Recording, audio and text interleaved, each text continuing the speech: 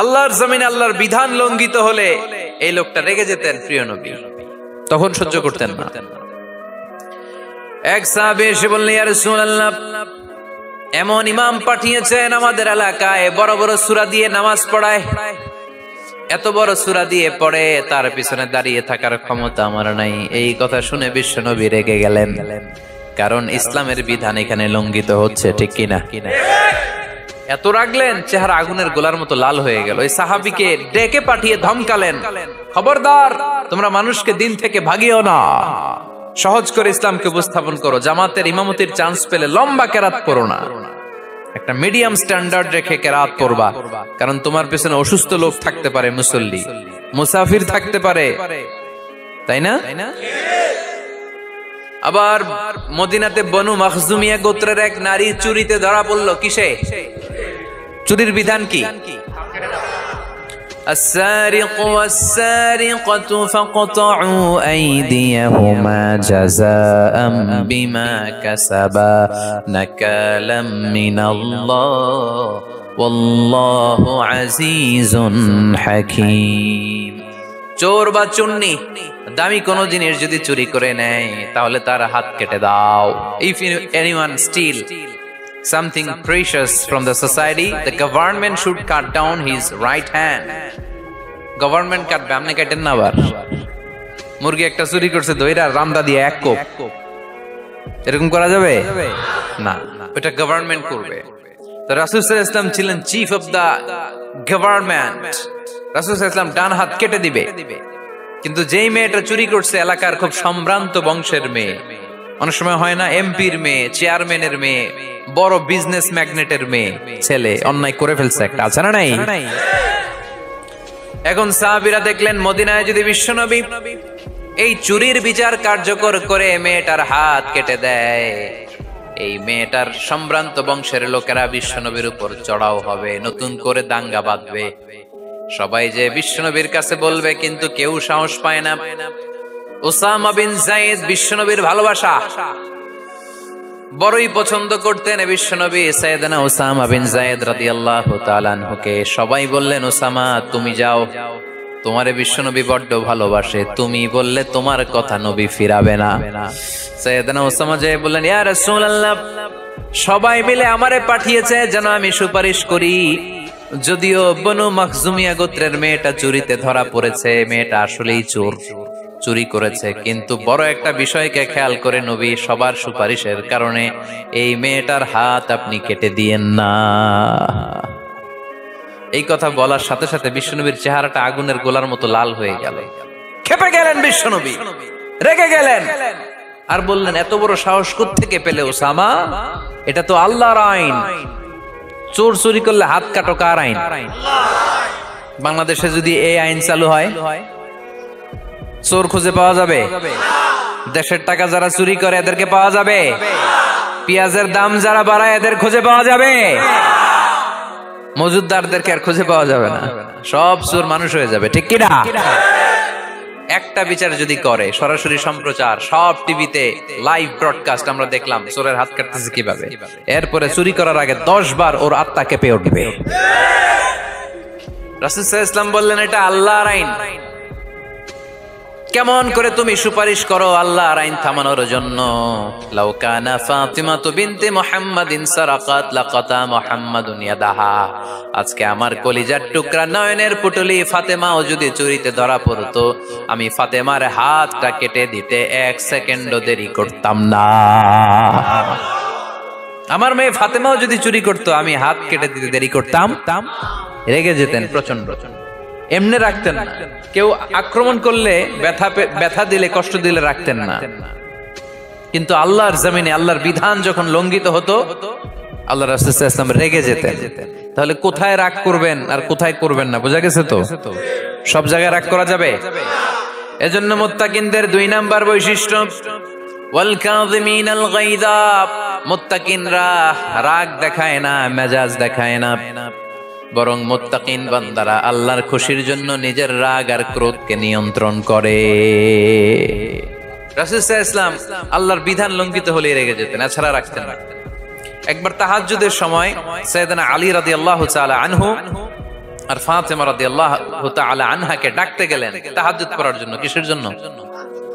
যে ডাকলেন, দরজায় কড়া নাড়লেন, আলী ওঠো, ফাতিমা ওঠো। কিন্তু সাইয়েদনা আলী রাদিয়াল্লাহু তাআলা আনহু বললেন কি জন্য উঠবো? আল্লাহ রাসূল সাল্লাল্লাহু আলাইহি ওয়াসাল্লাম বললেন তাহাজ্জুদের জন্য। আলী রাদিয়াল্লাহু তাআলা আনহু একটু কৌশল করে বললেন, আমাদের রুহু তো আল্লাহর হাতে। রুহু কার হাতে? আল্লাহ যখন রুহু ফিরাই দিবে তখন ঠিকই উঠবো, পড়বো তাহাজ্জুদের নামাজ, পড়বো, রুহুটা ফিরে আসুক, পড়বো। একটু কৌশল করলেন। রাসূল সাল্লাল্লাহু আলাইহি ওয়াসাল্লাম এই কৌশলটারে পছন্দ করলেন না। রাসূল চাইছেন আমি বলা মাত্রই যেন উঠে যায়। রাসূল সাল্লাল্লাহু আলাইহি ওয়াসাল্লাম তখনও রেগে গেলেন। বুখারীর বর্ণনা, তিনি ফিরে আসতেছিলেন আর রাগে নিজের রানের মধ্যে চাপড়াচ্ছিলেন এরকম, ওয়াকানাল ইনসানু আকসারা শাইইন জাদালা। আরে মানুষ কত ঝগড়া করতে জানে, আরে মানুষ কত তর্ক করতে জানে, মানুষ যে কত ঝগড়া করে, মানুষ যে কত তর্ক করে, নিজের উপর নিজে ঝাল মেটাচ্ছিলেন রানের মধ্যে চাপড়াতে চাপড়াতে। সুবহানাল্লাহ পড়েন। আক্রমণ করলে রাখতেন না, ওটের নারী ভুঁড়ি চাপিয়ে দিলে রাখতেন না, কিন্তু ধর্মীয় বিধান লঙ্ঘিত হলে বিশ্বনবী রেগে যেতেন, চিল্লা এখন সুবহানাল্লাহ। এজন্য মুত্তাকিদের 2 নম্বর বৈশিষ্ট্য আল কাযিমিনাল গায়দ, রাগকে সংবরণ করতে হবে। রাগ দেখানো যাবে না। রাগ দেখাবেন, কি করবেন? নিয়ন্ত্রণ করব। একজন নিয়ন্ত্রণ করবে শুধু, আর আপনারা কোপায় ফেলাইবেন সব। মাশাআল্লাহ। আরে বলো কি করবা? এভাবেই তো সমাজ পরিবর্তন হয়। শুনতে হবে তো আমার কথা, শুনতে হবে, জানতে হবে, দেন মানতে হবে। পরিবর্তনটা আস্তে আস্তে হয়। এই গুণে ধরা সমাজ এমনি নষ্ট হয় নাই, দীর্ঘদিনে নষ্ট হয়েছে। এটা ঠিক করতে হইলে আমাদের দীর্ঘ সময় লাগবে, দীর্ঘদিন লাগবে, অনেক ঘাম ঝরাতে হবে, অনেক পথ যেতে হবে, মাইলস টু গো। ঠিক কিনা? তাহলে রাগ দেখানো যাবে না। রাগকে কি করব? কন্ট্রোল করব। সবাই রাজি? যারা হাত তুলছিলা যে আমার রাগ বেশি, তোমাদের জন্য tips, how to control anger, কিভাবে রাগ কমাতে হয়। আল্লাহ রাসূল সাল্লাল্লাহু আলাইহি ওয়াসাল্লাম এটাও শিখিয়ে দিয়েছে। শুধু হুজুরে কইছে সুবহানাল্লাহ। সুবহানাল্লাহ বললে কি গুনাহ হবে? একবার সুবহানাল্লাহ বললে আকাশের জমিনের মাঝখানে সব ফাঁকা জায়গাটা সওয়াব দিয়ে ওই সওয়াব আল্লাহ আপনার আমলনামায় ঢুকায় দিবে। খুব চালাক এলাকার লোকেরা, সওয়াবের কথা শুই না, লাভ শুই না। সুবহানাল্লাহ, লাভ আছে যেখানে আমরা আছি। তো হাউ টু কন্ট্রোল অ্যাঙ্গার, কিভাবে রাগ থামাবো? যেহেতু মুত্তাকিনদের 2 নম্বর বৈশিষ্ট্য ওয়াল কাযিমিনাল গায়দ, মুত্তাকিদের বৈশিষ্ট্য তারা রাগকে নিয়ন্ত্রণ করে। আল্লাহ রাসূল শিখাই দিলেন, 4টা পদ্ধতি শিখালেন রাগ কমানোর। কয়টা মনে থাকবে? অ্যাপ্লাই করবো এগুলো, দেখবো আজকে থেকে রাগ কমে কিনা। পারা যাবে? 2 সাহাবী বিশ্বনবীর সামনে ঝগড়া লাগলেন, কথা কাটাকাটি, কথার পিঠে কথা, কথার নাম লতা। কথা বলতে বলতে ঝগড়া লাগতে লাগতে এক সাহাবী রেগে মেগে আগুন, মারামারির জন্য উদ্যত হলেন। বিশ্বনবী দেখলেন ওই সাহাবীর চেহারাটা একেবারে আগুনের গোলার মতো লাল হয়ে গিয়েছে। বিশ্বনবী বললেন, ইন্নী লা আ'লামু কালিমাতান, আমি এমন একটা বাক্য জানি, এই রাগান্বিত সাহাবী যদি এখন এই বাক্যটা পড়া শুরু করে দেয়, তার রাগটারে নিমিষেই ঠান্ডা বানাইয়া দিবে কে?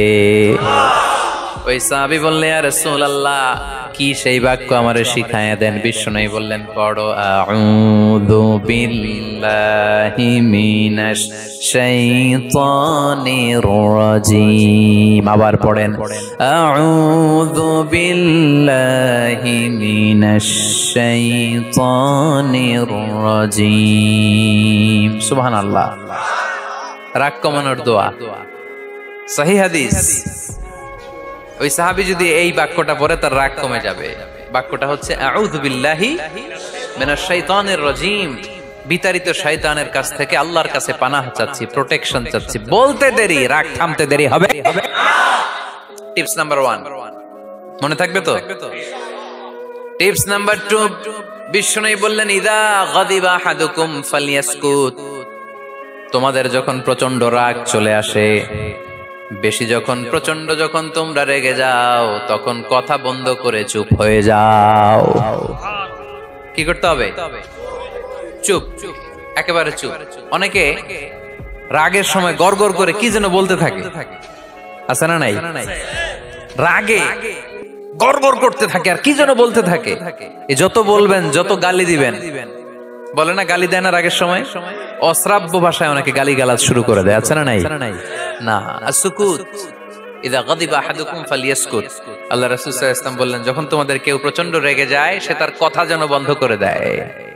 চুপ, keep silent, keep quiet, relax, কুল।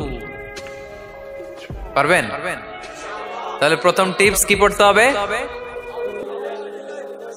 বাইরে নামক দিয়া